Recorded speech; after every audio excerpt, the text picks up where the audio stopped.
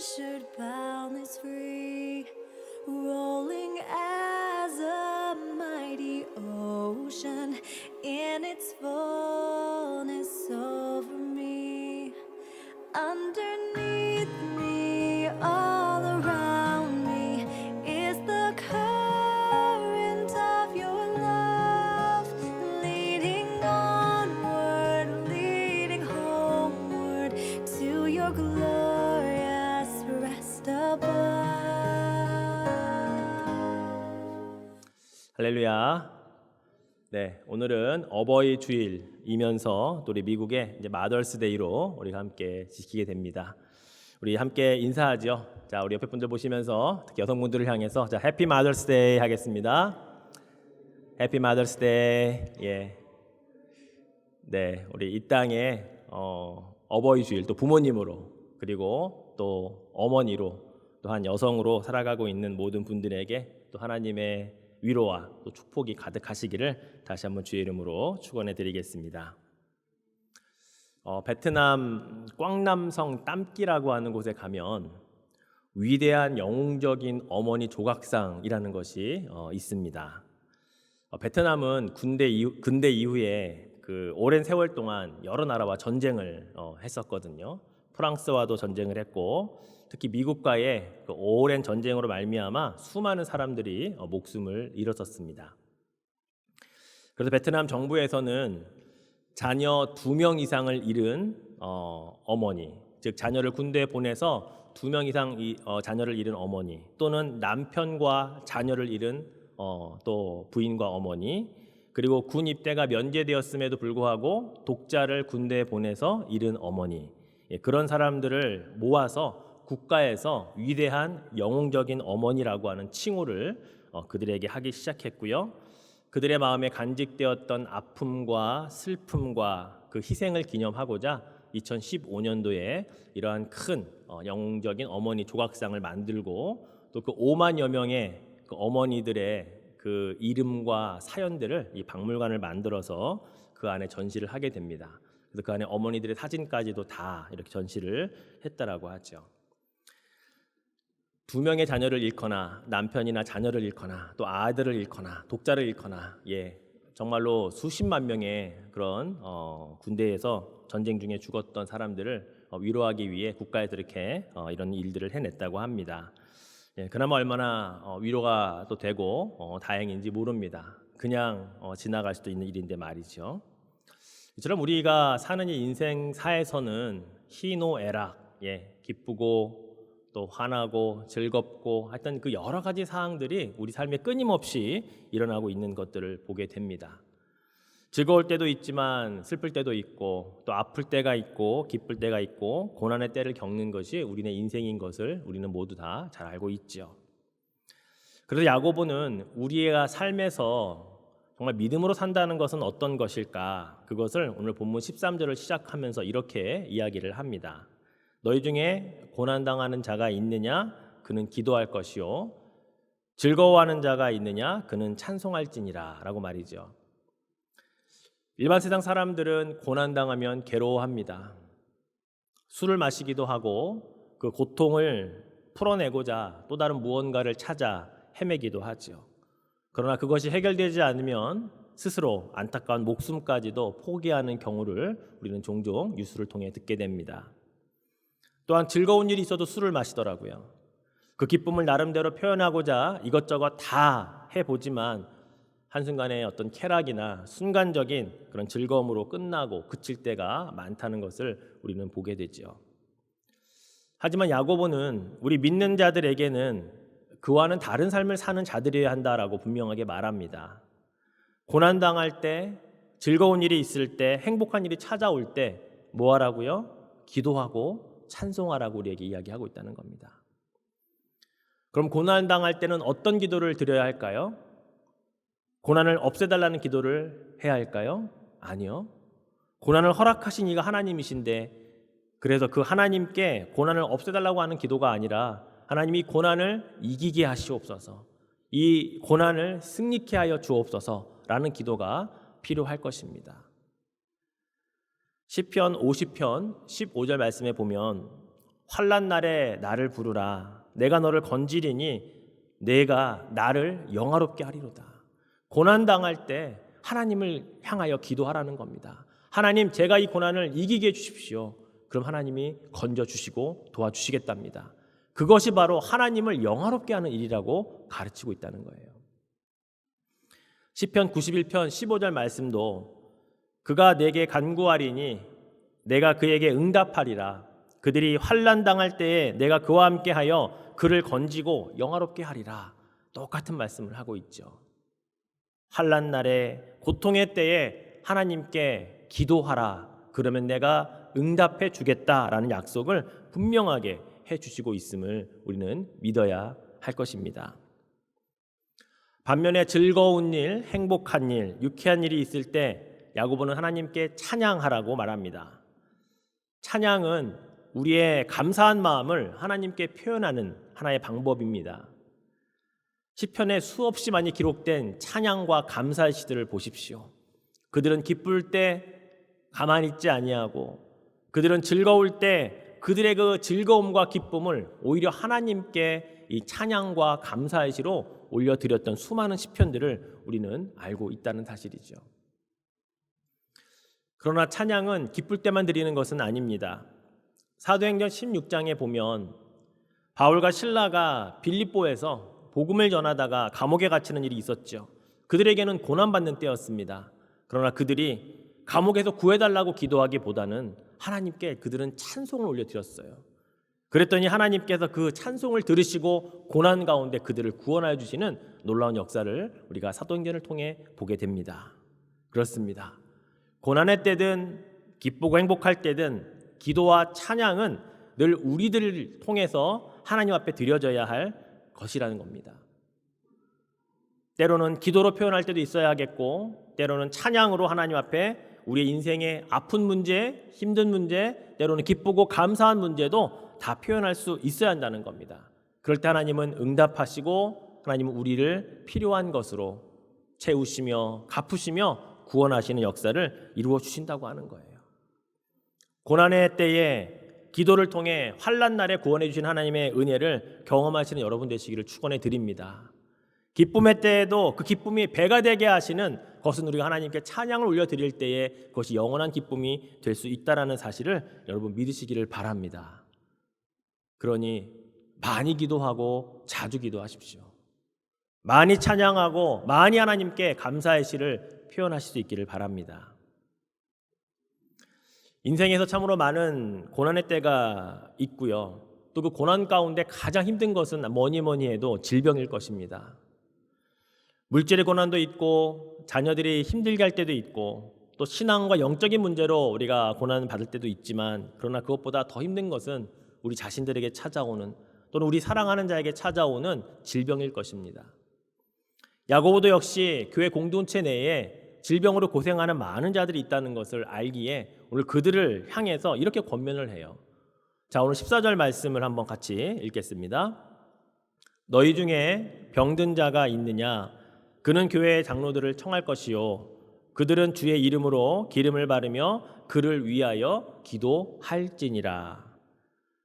병든 자가 있느냐? 잘 참으라고 말하지 않습니다. 병든 자가 있으냐? 당장 치료받으라고 말하지 않아요. 병든 자가 있느냐? 그럼 의사들을 집으로 초청해라 라고 말하지 않는다는 거예요. 성경은 우리에게 병든 자가 있다면 교회 장로들을 청하여 먼저 그것을 시작하라고 우리에게 말씀하고 있다는 사실이죠. 제가 누누이 설교할 때마다 말씀드렸듯이 질병은 결코 하나님의 뜻이 아닙니다. 그래서 하나님의 축복으로 질병을 인식하는 것은 잘못된 신앙이에요. 질병은 싸워야 할 대상입니다.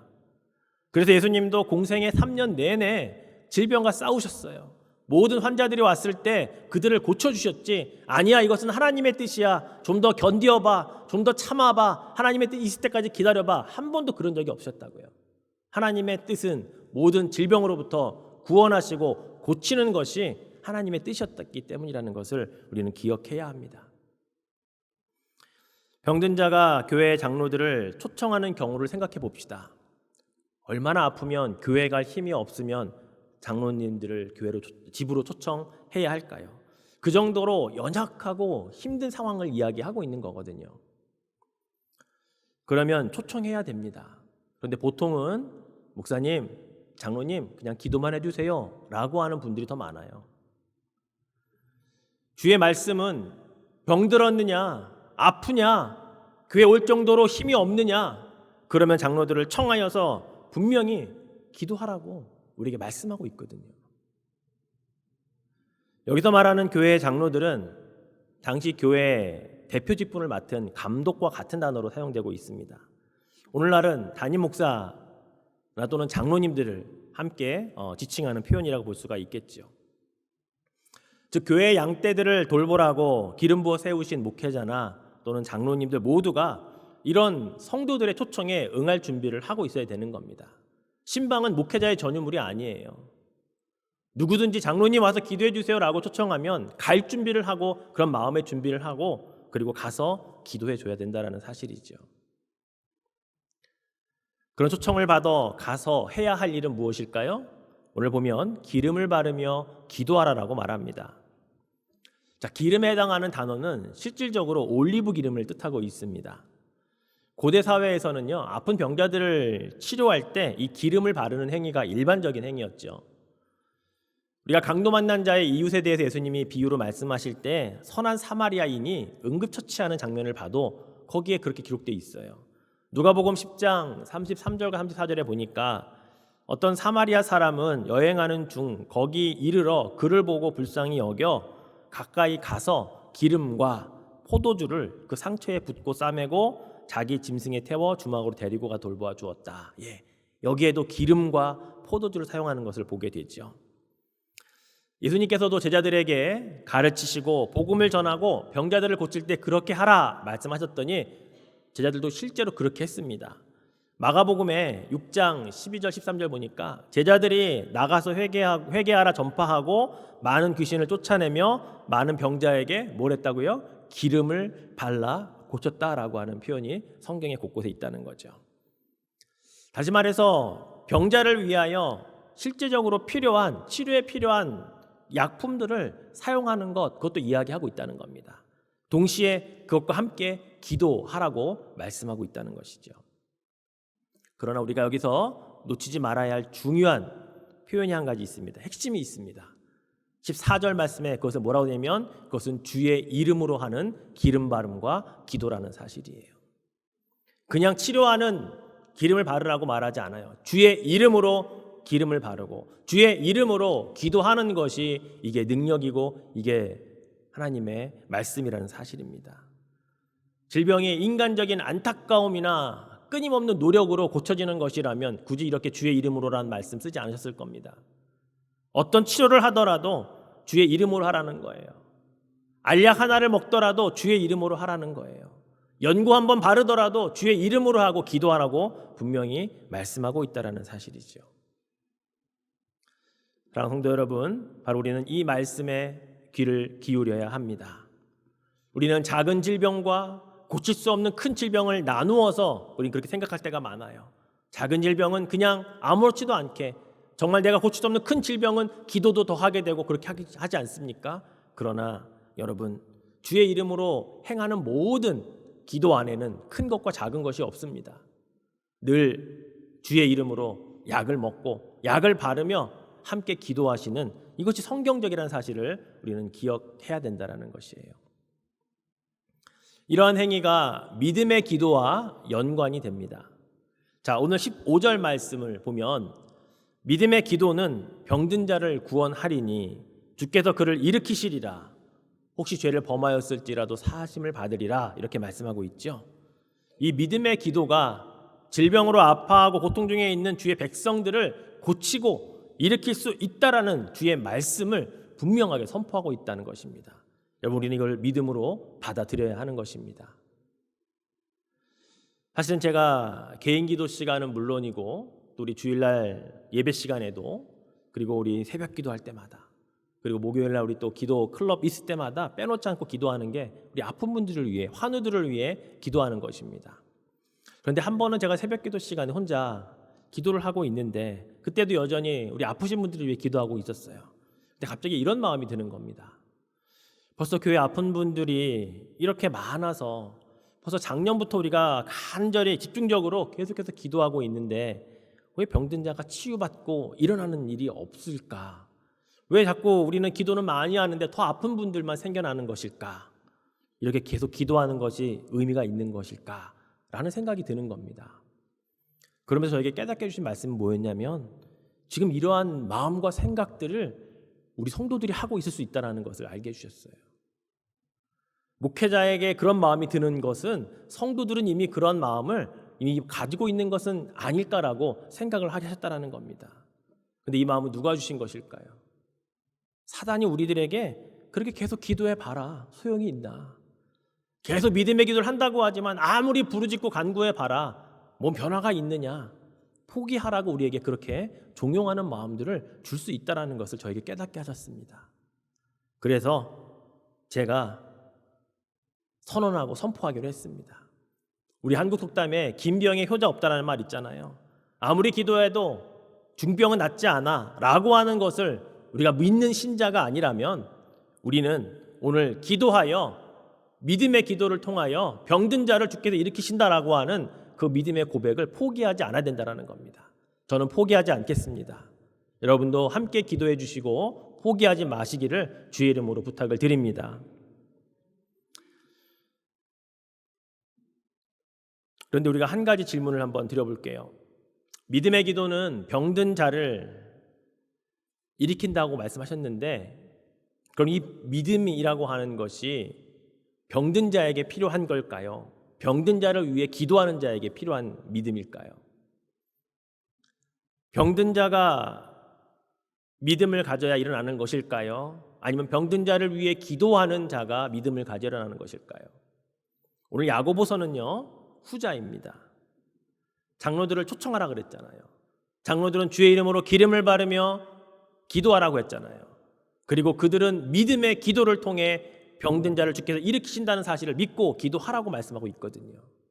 야고보서의 말씀은 병든 자가 아니고요. 병든 자를 위하여 기도하는 자의 믿음의 기도를 말씀하고 있다는 사실입니다. 그럼에도 불구하고 예수님께서는 많은 병자들을 고치실 때 내 믿음이 너를 구원하였다라고 말씀하신 적이 많아요. 내 믿음으로 내가 구원받았다라고 그렇게 말씀 많이 하셨거든요. 그래서 병든 자의 믿음도 빼놓을 수 없이 중요한 믿음이라는 사실을 우리는 간과해서는 안 된다고 하는 거죠. 정작 병이 든 자가 내가 믿음으로 낫기를 사모하고 간구해야지 그것을 포기하고 기도해도 소용없네 아무런 내가 믿음도 없이 그렇게 가만히 있는다고 낫는 거 아니라는 거죠. 반면에 오늘 문맥상 분명히 강조하는 것은 병든 자를 위하여 기도하는 그 자들의 믿음의 기도를 분명히 이야기하고 있습니다. 우리 누가복음 5장에 보면 중풍병자와 그 4명의 친구 이야기가 나오죠. 그들은 중풍병자인 친구를 고침받게 하기 위하여 침대를 둘러매고 예수님이 있는 곳까지 갑니다. 믿음으로 행하는 거죠. 그들은 어떤 믿음의 행함까지 합니까? 남의 집 지붕을 허물어버리고 뚫어버리는 그런 행함까지 하는 그런 믿음의 사람들이었다는 거예요. 결국 그 믿음은 이 중풍병자 친구도 예수님 앞에만 보여질 수 있다면 예수님이 고칠 수 있다라는 그런 믿음을 그들은 남의 집 지붕까지 뚫어내는 행함으로 그렇게 실천을 해왔다는 거예요. 그럴 때 예수님께서 이 중풍병자를 고칠 때 뭐라고 말씀하셨습니까? 누가복음 5장 20절에 이렇게 기록했어요. 예수께서 그들의 믿음을 보시고 이르시되 이 사람아 뇌 죄사함을 받았느니라. 중풍병자의 믿음이 아니었어요. 그 중풍병자를 고치고자 하는 데리고 온 바로 그 친구들의 믿음을 보시고 그의 죄사함을 통해 그를 일으켜 세워주셨다라는 사실이죠. 야고보가 말씀하고 있는 믿음의 기도가 병든 자를 일으키겠다고 하는 그 기도의 믿음은 병든 자가 아니고 그를 위하여 기도하는 자의 믿음이라는 사실입니다. 여러분 이건 기적입니까? 아닙니까? 이건 기적 아니에요. 믿음의 기도가 당연히 결과를 맺는 거지 이것을 기적이라고 말하지 않습니다. 이건 당연한 거라고 우리는 그렇게 여겨야 된다는 거예요.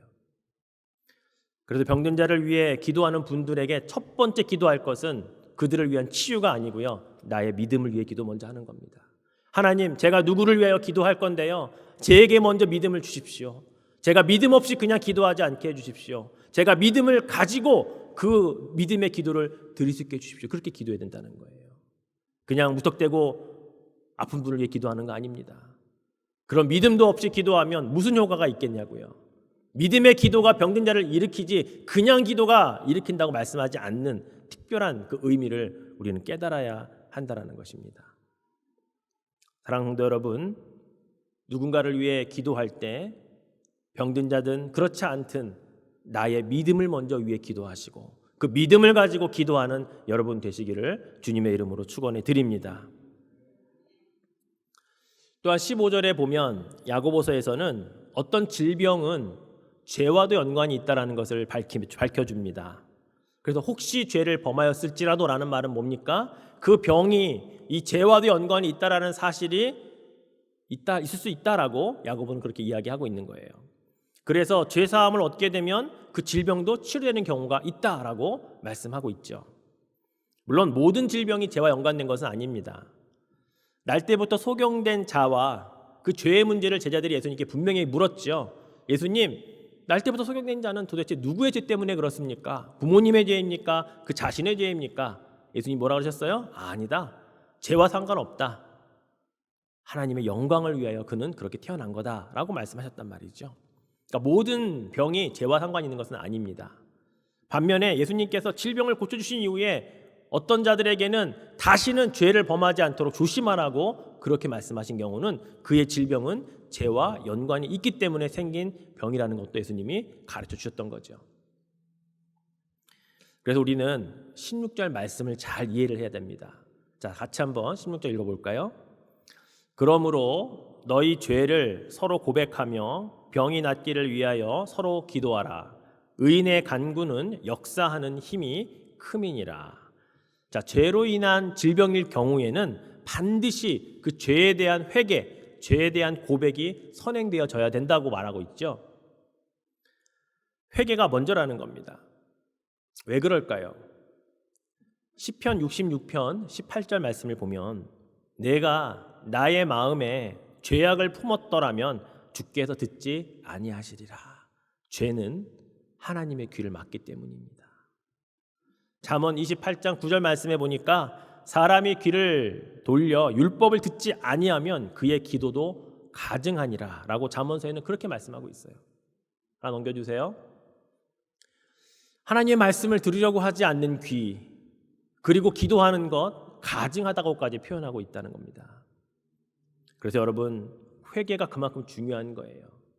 회개를 하고 우리의 죄가 사함을 받고 그리고 주님 앞에 기도할 때 그 기도가 상달된다라는 사실입니다. 근데 여러분, 다시 16절 말씀을 보면은 서로 죄를 고백하라고 되어 있어요. 병든 자만 고백하는 죄가 아니고요, 기도하러 온 자도 서로 고백하라고 되어 있다고요. 자, 병든 자는 어쩌면 그 죄가 그 사람의 병을 유발시킬 수 있었던 상황이 있으니까 그것을 회개하는 건 당연하겠죠. 그러나 그를 위하여 기도하러 온 자는 자신의 죄의 문제가 해결되지 아니하면 그 기도를 하나님께 아무리 드려도 상달이 안 되니까 서로 죄에 대한 그런 문제가 해결되어야 된다는 겁니다.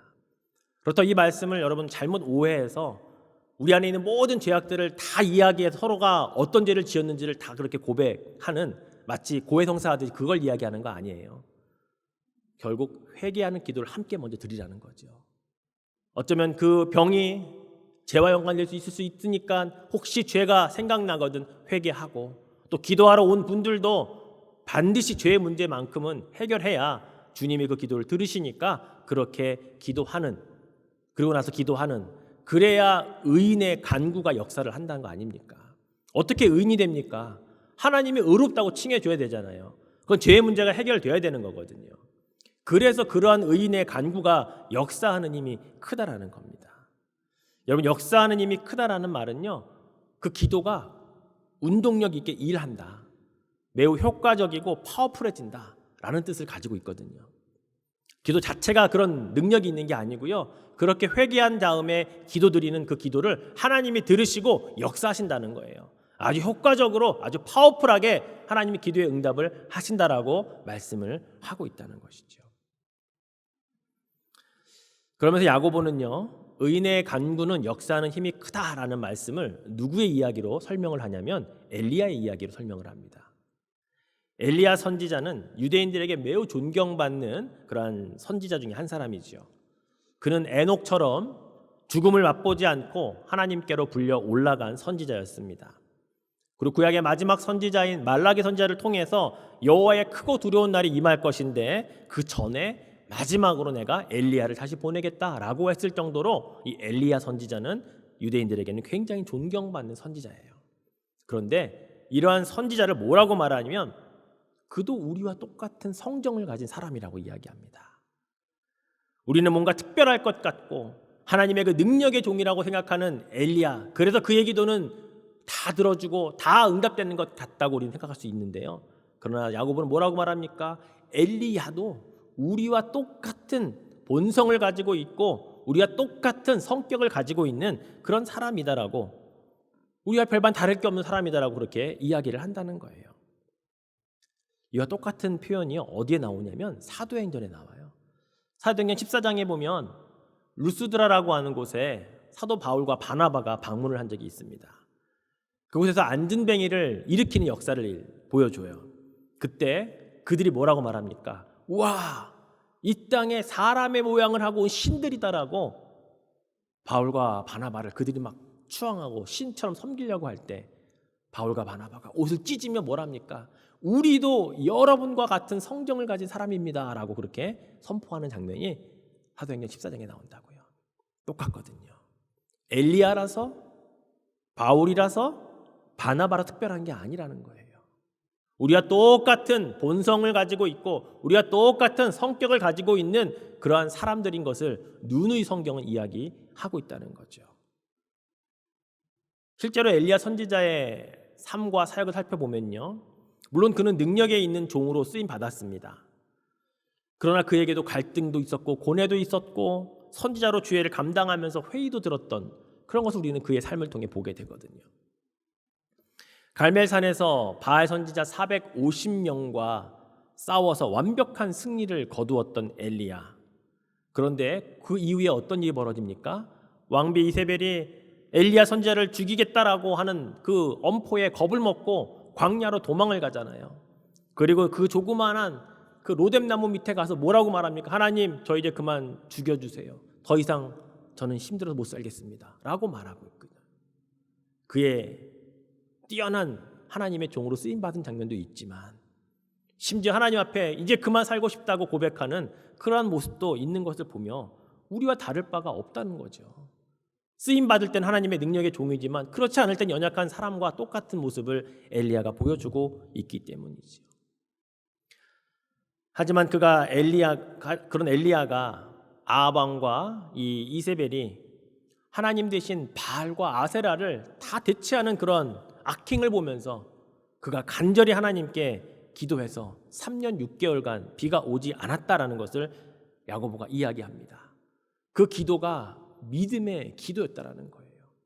우리와 똑같은 성격, 본성, 그런 아픔 가지고 있는 자지만 그가 간절히 기도하여서 3년 6개월 동안 땅에 비가 오지 아니하였다라고 말하고 있거든요. 여러분, 간절히 기도했다라고 하는 이 표현이 헬라어로 보니까 아주 특이한 표현을 쓰고 있어요.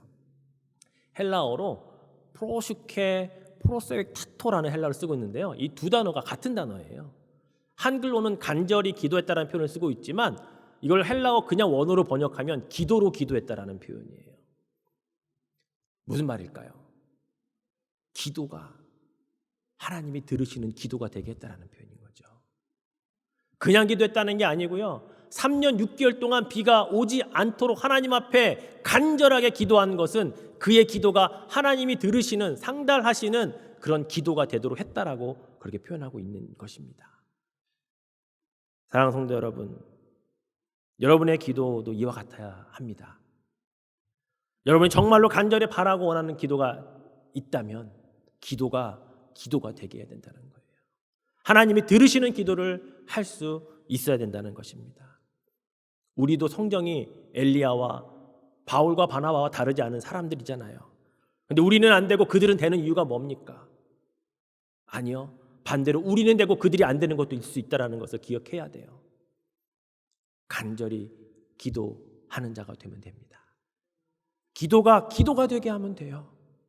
기도로 기도하는 자가 되는 그런 마음의 열정을 우리들에게 엘리야가 보여주고 있다는 거예요. 이렇게 기도했을 때 결과가 어떻게 나타납니까? 18절 말씀에 또 뭐라 그래요? 다시 기도하니 하늘이 비를 주고 땅이 열매를 맺었다. 여러분, 이것을 앞에서 설명하고 있는 의인의 기도가 병든 자를 일으키고 주께서 그를 고치신다라고 하는 걸로 표현한다면, 여러분 3년 6개월 동안 비가 오지 않는 게 더 어렵습니까? 병든 자가 병이 낫는 게 더 어렵습니까? 하나님께는 똑같아요. 우리는 그게 어떤 경중을 따지려고 할지 모르지만 하나님께서는 병자 한 명을 고치는 것이나 3년 6개월 동안 비가 오지 않게 하거나 다시 비가 오게 해서 땅에 열매를 맺게 하시는 건 하나님 똑같다니까요. 중요한 건 뭡니까? 우리의 기도가 그만큼 간절히 하나님께 상달되었느냐 그렇지 않느냐가 핵심이라는 겁니다. 엘리야처럼 기도가 되게 해야 돼요. 기도로 기도하는 자가 되어야 된다는 사실을 기억하시기를 축원해 드립니다. 우리는 이루어진 사실에 대해서 어렵고 쉽고의 수준을 따지려고 하거든요. 그래서 쉬운 것은 기도하지 않으려고 하고 우리 생각에 어려운 것은 기도해야 되는 것 같고, 아니요. 하나님께는 다 똑같습니다. 작은 병 하나 고치는 것이나 세상을 변화시키는 역사나 하나님께는 다 똑같은 기도의 응답이며 의인의 간구를 통해 역사하시는 하나님의 응답이라는 사실을 우리는 기억할 필요가 있다는 것입니다. 이제 야고보서를 마지막 결론을 맺으면서 야고보는 19절 20절에 이렇게 당부를 하고 야고보서를 끝을 냅니다. 자, 같이 한번 읽어볼까요? 내 형제들아, 너희 중에 미혹되어 진리를 떠난 자를 누가 돌아서게 하면 너희가 알 것은 죄인을 미혹된 길에서 돌아서게 하는 자가 그가 영혼을 사망에서 구원할 것이며 허다한 죄를 덮을 것임이라. 보통 서신서들은요 끝인사로 맺거든요. 누구에게 안부를 전하며 누구에게 인사를 해달라고 하는 그런 끝인사로 안부를 맺는데, 서신서 중에 이 야고보서와 요한 1서만 이렇게 안부로 묻지 않고 이런 당부로 끝을 맺고 있거든요.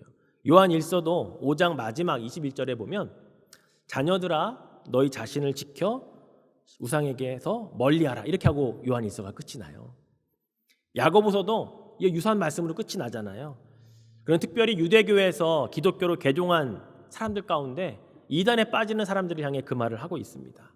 때로는 실족해서 예수님을 버리고 신앙을 떠나버린 그런 안타까운 성도들을 향해서 그들을 올바른 길로 다시 인도하는 것을 부탁하면서 야고보서를 마무리하고 있다는 거거든요. 미혹되어 진리의 길에서 벗어나 참된 신앙의 길이 아닌 이단과 사이비와 거짓 선지자들에 빠져서 그렇게 살아가는 자들을 저버리지 말라는 겁니다. 끝까지 그들을 향하여 옳은 길로 다시금 데려올 수 있는 마음의 그런 동기를 다시 한번 부여하고 있다는 사실이에요. 여러분, 우리도 그렇습니다. 우리의 곁을 떠나간 자들 가운데 다른 교회를 가신 분들은 괜찮아요. 그러나 신앙을 저버리고 교회를 나오지 아니하는 분들을 끝까지 우리는 찾아야 됩니다. 그분들을 향해 우린 끝까지 기도하고 그들을 붙드는 공동체가 되어야 하는 겁니다. 야고보는 그것을 이야기하고 있어요. 왜 그런 줄 아세요? 20절 말씀에 보면 그렇게 하는 행위를 죄라고 말하고 있기 때문에 그래요. 그것은 죄인이다라고 그들은 말하고 있거든요. 하나님의 뜻대로 행하지 않는 것도 죄지만 하나님을 섬기다가 예수를 믿다가 믿지 않는 길로 가버리는 그런 죄인들을 그냥 놔두면 영원한 사망으로 갈 수밖에 없기 때문에 그들을 다시 한번 불러서 그들을 구원해야 된다라고 이야기하고 있거든요. 마지막 20절은 그래서 그렇게 간구를 하고 있는 겁니다. 그들을 사망에서 구원할 것이고 허다한 죄를 덮을 수 있는 것은 그들을 끝까지 우리가 돌아오게 한다는 것이죠. 이렇게 해야 할 일들은 분명 칭찬받는 일이기 때문입니다. 다니엘서 12장 3절 말씀에도 지혜 있는 자는 궁창의 빛과 같이 빛날 것이요 많은 사람을 옳은 대로 돌아오게 한 자는 별과 같이 영원토록 빛나게 하겠다고 하는 주의 말씀을 여러분 믿으시기를 축원해 드립니다. 그 일을 위해서라도 포기하시면 안 돼요. 다른 교회 가 있는 분들 불러오라는 얘기 아닙니다. 여러분 주위에 예수 믿다가 안 믿는 분들, 교회 잘 나오다 신앙을 저버린 분들, 이단이나 다른 것에 가 있는 분들을 떠오르는 분들 분명히 있을 거 아니에요. 그분들을 여러분이 이제 기도하고 찾아내고 권면하고 옳은 길로 인도하시라는 겁니다. 그래야 여러분에게 영원한 별과 같이 빛나는 하나님의 놀라운 축복이 임한다는 사실입니다. 이 말씀이 오늘 우리 교회 공동체에게도 당부하는 야고보의 마지막 그런 결론이라는 사실입니다. 이 약속을 우리는 믿고 우리 주위에 다른 데로 가 있는 분들, 진리의 길을 벗어나 죄인의 길에 서 있는 분들, 그들을 향한 우리의 기도와 사랑이 그들에게 전달될 수 있기를 주님의 이름으로 부탁을 드리겠습니다. 말씀을 맺겠습니다. 사실 개인적으로 병이 들고 아프면 개인의 문제라고 하면 안 됩니다. 이제는 이것은 교회 공동체의 기도 제목이 되어야 합니다. 성경은 너희 중에 병든 자가 있느냐, 그러면 교회 장로들을 청하여서 그들은 주의 이름으로 기름을 바르고 기도하라고 분명하게 우리에게 권면하고 있기 때문이죠. 초대교회 공동체는 그런 공동체였고 지금까지 이어진 교회들은 그러한 공동체였어야 합니다.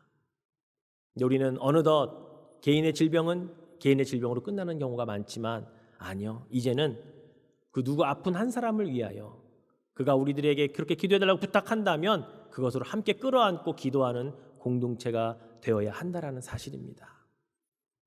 이것은 목회자만의 일이 아니에요. 여러분과 함께 그 일을 해야 하는 겁니다. 베드로 사도는 우리에게 너희는 왕 같은 제사장이라고 여러분 모두에게도 이미 제사장의 직분을 이야기했다는 사실이죠. 그래서 청함받는 대상에 목회자와 장로만 있는 게 아니라 여러분 모두가 포함되어 있다는 것을 여러분 기억하셔야 됩니다. 그리고 질병 가운데 있는 분들은 혼자 고민하지 마십시오. 그것같이 밀어나는 거 없습니다. 말씀하시고 기도해달라고 하시고 함께 기도할 제목으로 내놓으십시오. 그리고 초청하여 기도 받으십시오. 이 말씀을 믿는다면 그렇게 행해야 맞는 것입니다. 그러한 믿음의 행함들이 야고보서를 잘 배우고 또 우리가 그것을 익혀서 그렇게 감당할 수 있는 여러분 되시면 좋겠습니다. 이제 13주에 걸쳐서 야고보서를 강의했습니다. 마지막 야고보서의 결론은 뭐예요? 믿음의 기도가 역사하는 힘이 크다는 겁니다. 그 믿음의 기도가 역사하는 힘이 큰 이유는 바로 그 믿음을 행함으로 옮기기 때문이라는 거예요. 들었던 것, 아는 것을 행할 때에 그것이 역사로 나타난다는 의미인 것입니다. 주님은 그러한 자들을 들어 사용하시기 때문이죠. 우리 모두가 믿음의 기도를 통하여서 행함이 있는 믿음을 소유한 자로 주께서 칭찬하시는 그 길을 걸어가는 저 여러분 될 수 있기를 주님의 이름으로 축원해 드리겠습니다. Oh, the deep, deep love, all I need and trust is the deep, deep love of Jesus.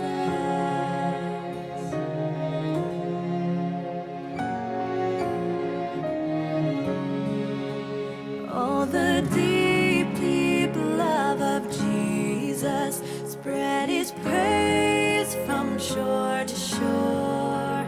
How he came to pay our ransom through the saving cross he bore. How he watches o'er his loved ones, those he died to make his own. How for them he's interceding, pleading now before the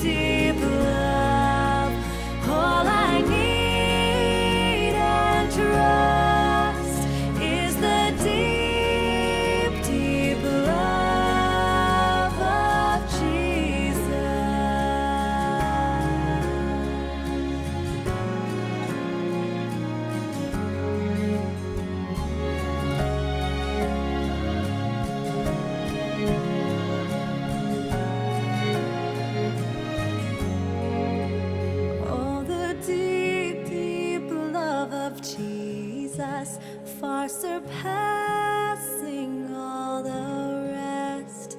It's an ocean full of blessing in the midst of every test.